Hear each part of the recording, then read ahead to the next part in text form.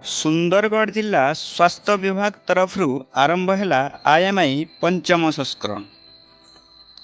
ଏହି ସଂସ୍କରଣରେ ସୁନ୍ଦରଗଡ଼ ଜିଲ୍ଲା ସିଡିଏମ୍ଓ ଏବଂ ଏଡିଏମ୍ଓଙ୍କ ତରଫରୁ ଆୟୋଜିତ ଏକ ସାମ୍ବାଦିକ ସମ୍ମିଳନୀରେ ସୂଚନା ଦେଇଛନ୍ତି ଡକ୍ଟର ମନୋଜ କୁମାର ଆଚାର୍ଯ୍ୟ। ଏହି ଆଇଏମ୍ଆଇ ପଞ୍ଚମ ସଂସ୍କରଣ ଟିକାକରଣ କାର୍ଯ୍ୟକ୍ରମରେ ଗର୍ଭବତୀ ମହିଳା, ଜନ୍ମରୁ 2 ବର୍ଷ ପର୍ଯ୍ୟନ୍ତ ଶିଶୁ ଏବଂ 2 ବର୍ଷରୁ 5 ବର୍ଷ ପର୍ଯ୍ୟନ୍ତ ଶିଶୁକୁ ଅନ୍ତର୍ଭୁକ୍ତ କରାଯାଇଛି। ପ୍ରଥମ ଟିକାକରଣ କାର୍ଯ୍ୟକ୍ରମ ସେପ୍ଟେମ୍ବର 11 ତାରିଖରୁ ସେପ୍ଟେମ୍ବର 16 ତାରିଖ ପର୍ଯ୍ୟନ୍ତ ଏବଂ ଦ୍ୱିତୀୟ ପର୍ଯ୍ୟାୟ ଅକ୍ଟୋବର 9 ତାରିଖରୁ 14 ତାରିଖ ପର୍ଯ୍ୟନ୍ତ ଏବଂ ତୃତୀୟ ପର୍ଯ୍ୟାୟ ନଭେମ୍ବର 6 ତାରିଖରୁ 11 ତାରିଖ ପର୍ଯ୍ୟନ୍ତ ଚାଲିବ। ଏଥିରେ ଗର୍ଭବତୀ ମହିଳାମାନଙ୍କୁ ପ୍ରଥମ ଥରରେ ଟିଟି, ଦ୍ୱିତୀୟ ଥରରେ ଟିଟି ଏବଂ ତୃତୀୟ ଥରରେ ବୁଷ୍ଟର ଡୋଜ୍ ଦିଆଯିବାର କାର୍ଯ୍ୟକ୍ରମ ରହିଛି।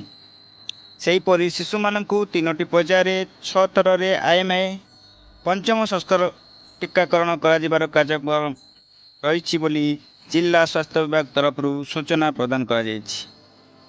ଏହି ଆୟୋଜିତ ସାମ୍ବାଦିକ ସମ୍ମିଳନୀରେ ଡକ୍ଟର ମନୋଜ କୁମାର ଆଚାର୍ଯ୍ୟଙ୍କ ସମେତ ଶଙ୍କର ଆଚାର୍ଯ୍ୟ, ମହେନ୍ଦ୍ର ବାଗ, ଅଶ୍ୱିନୀ ମିଶ୍ର ଏବଂ ବିନୟ ବାଞ୍ଚୋର ଉପସ୍ଥିତ ଥିଲେ।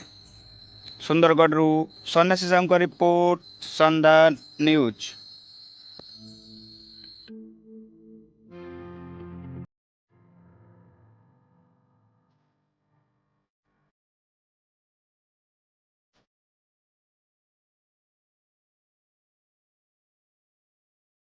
जिल्हा समिती माझी अंमलबजावणी दाखल ମୁଁ doctor Manoj Kumar Acharya CDMO and ADMO ଆଜି ମଧ୍ୟ ଆଇଏମ୍ଆଇ ଇଣ୍ଟେନ୍ସିଫାଇଡ୍ ମିଶନ ଇଣ୍ଟିଗ୍ରେସନ୍ ରାଉଣ୍ଡ 5 ଯେଉଁଟା ଇନାଗୁରେଟ୍ ହେଲା, ସେ ଇନାଗୁରେସନ୍ରେ ଆମର ଟାର୍ଗେଟ୍ ଅଛି 3ଟା କ୍ୟାଟେଗୋରିର। ଗୋଟେ କ୍ୟାଟେଗୋରି ହେଲା ପ୍ରେଗନେଣ୍ଟ ଓମେନ୍, ଗୋଟେ କ୍ୟାଟେଗୋରି ହେଲା 0 to 2 ଇୟର୍, ଗୋଟେ କ୍ୟାଟେଗୋରି ହେଲା 5 ଇୟର୍। ତ ଏ 3ଟା କ୍ୟାଟେଗୋରିରେ ଆମର ଯେଉଁ ଛୁଆ ରୁଟିନ୍ ଦିନ ଇଞ୍ଜେକ୍ସନ୍ ଅଛନ୍ତି ସେମାନଙ୍କୁ ଟାର୍ଗେଟ୍ କରାଯାଇଛି। ତା ସହିତ ଯେଉଁମାନେ ଲେଫ୍ଟ ଆଉଟ୍ ଅଛନ୍ତି, ଯେଉଁମାନେ ନେଇନାହାନ୍ତି, ଯେଉଁମାନେ ମିସିଂ ଅଛନ୍ତି, ଆମେ ସମସ୍ତଙ୍କୁ 100% ଭ୍ୟାକ୍ସିନେସନ୍ କରିବୁ। ସେ ଟାର୍ଗେଟ୍ ଆମର ଅଛି।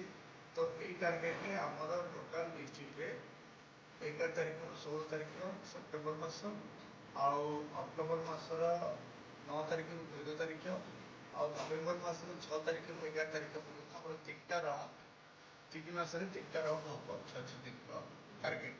ତ ଏଇ ଯେଉଁ 3 ମାସରେ ଆମେ ଟୋଟାଲ୍ କଭର୍ କରିବୁ ପ୍ରେଗନେଣ୍ଟ ଓମେନ୍କୁ 1047 ପ୍ରେଗନେଣ୍ଟ, ଯାହାକୁ କି ପ୍ରଥମ ଡୋଜ୍ ଟିଟି, ସେକେଣ୍ଡ ଡୋଜ୍ ଟିଟି, ଆଉ ଯେଉଁମାନେ ତୃତୀୟ ଥର ପ୍ରେଗନେଣ୍ଟ ଅଛନ୍ତି ତାଙ୍କ ପାଇଁ ବୁଷ୍ଟର ଟିଟିର ପ୍ରୋଭିଜନ୍ ଅଛି। ଏଇଟା ହେଲା ପ୍ରେଗନେଣ୍ଟ। ସେକେଣ୍ଡ କ୍ୟାଟେଗୋରି ହେଲା 0 to 2 ଇୟର୍। 0 to 2 ଇୟର୍ ଯେଉଁମାନଙ୍କ ରୁଟିନ୍ ଭ୍ୟାକ୍ସିନ୍ ଅଛି, ଯେଉଁମାନେ 0 to 2 ଆମେ ତାଙ୍କୁ ବି ଏଇ 3 ମାସ ଭିତରେ ଟାର୍ଗେଟ୍ରେ ରଖୁଛୁ। ତାଙ୍କର ଟାର୍ଗେଟ୍ ସଂଖ୍ୟା ହେଉଛି 3350 0 to 2 ଇୟର୍। ଆଉ 2 ଇୟର୍ରୁ 5 ଇୟର୍ ଯେଉଁମାନେ ଅଛନ୍ତି ତାଙ୍କ ପାଇଁ ଆମର 1008 ଟାର୍ଗେଟ୍ ଅଛି, ଯେଉଁକି 3 ମାସରେ ଆମେ କମ୍ପ୍ଲିଟ୍ କରିବୁ। ତ ଆଇନରେ ଆମର ମେନ୍ ଇମ୍ପୋର୍ଟାଣ୍ଟ ହେଲା ଯେଉଁମାନେ 2ରୁ 5 ବର୍ଷରେ ଆଗ ଏମ୍ଆର୍ ନଥିଲା, ସେଇ ଏମ୍ଆର୍କୁ ଆମେ ଇନକ୍ଲୁଡ଼ କରିବି। ଏମ୍ଆର୍ରେ ଯେଉଁମାନେ ମିସିଂ ହେଇଯାଉଥିଲେ ମିଜିଲ୍ସ ଆଉ ରୁବେଲା ଯେଉଁ ଭ୍ୟାକ୍ସିନ୍ ପାଇଁ, ତାଙ୍କୁ ଆମେ ଟୋଟାଲ୍ 100% ଭ୍ୟାକ୍ସିନେସନ୍ କରିବୁ। ଆମର ଟୋଟାଲ୍ ସେସନ୍ ଏଇ ମାସରେ 1226 ଅଛି। 1226 ଭିତରେ ଆମର 38ଟା ହାଇ ରିସ୍କ ସେସନ୍ ଅଛି, ଯେଉଁ ଜାଗାରେ high risk pregnant, high risk ଛୁଆମାନଙ୍କୁ ଆମେ ଟାର୍ଗେଟ୍ କରିବୁ। ତ ଏଇ ଆଜି ଯେଉଁ ଇନାଗୁରେସନ୍ ହେଲା, ଏଇରେ ଆଉ ଗୋଟେ ପୋର୍ଟାଲ୍ ଅଛି ଯାହା ନା ୟୁବିନ୍ ଅଛି। ଯେମିତି କରୋନାରେ ଆମର ଥିଲା, ସେମିତି ୟୁବିନ୍ ପୋର୍ଟାଲ୍ରେ ଜଣେ ଲୋକ ତାର ସାର୍ଟିଫିକେଟ୍ ବି ପାଇପାରିବ, ଆଉ ତାର କେଉଁ ଭ୍ୟାକ୍ସିନେସନ୍ ରହିଯାଇଛି, କେଉଁ ଭ୍ୟାକ୍ସିନ୍ ଦେବ, ଭ୍ୟାକ୍ସିନ୍ ବିଷୟରେ ପୁରାପୁରି ସମ୍ବନ୍ଧରେ ସବୁ ଖବର ପାଇପାରିବ। Thank you.